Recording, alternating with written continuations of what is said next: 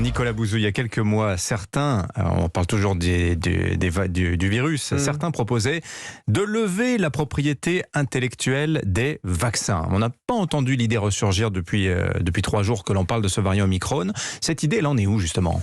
Alors dans les faits, elle en est nulle part et tant mieux.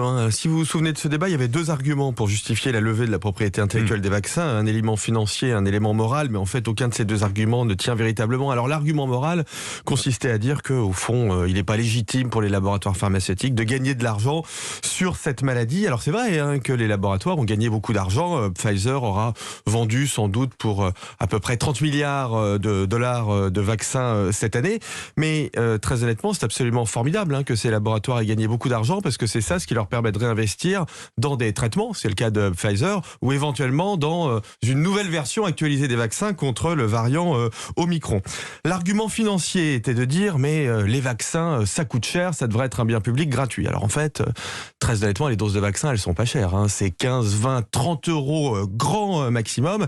Si vous regardez le coût d'inoculation d'un vaccin en France, tout compris, c'est moins cher qu'un test. Donc en réalité, il n'y a aucun problème financier. Et en termes d'efficacité, est-ce que lever les brevets aurait mieux marché que de les cantonner dans la propriété privée ? Écoutez, je trouve que ça marche pas si mal, le système actuel, avec la propriété des brevets. Alors déjà, on a des doses en France.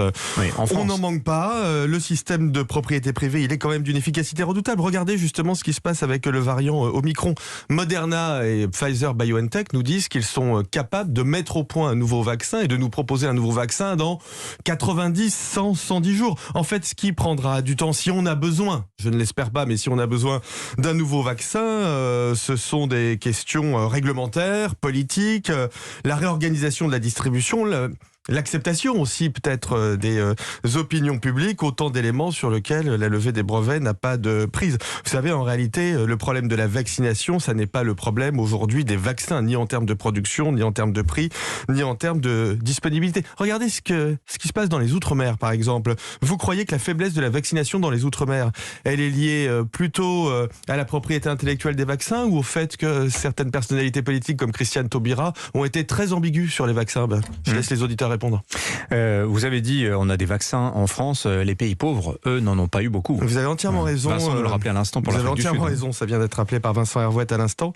Mais ça, c'est lié à l'égoïsme des pays riches, au fait que l'initiative COVAX, vous savez, qui finance les achats de vaccins des pays riches pour les pays pauvres, fonctionne très peu. On vient de passer les 500 millions de doses distribuées par COVAX sur 7,5 milliards de doses qui ont été distribuées dans le monde. Donc en effet, on a une inégalité qui est scandaleuse, qui est liée au fait qu'on n'a pas compris dans les pays riches que notre intérêt, c'était de donner aux pays pauvres des vaccins pour qu'ils se vaccinent.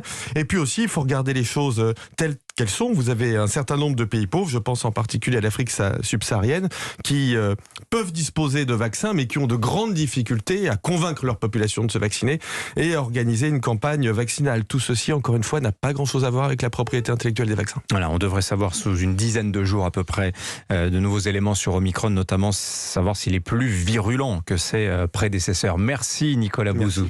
C'était votre édito, 7h19.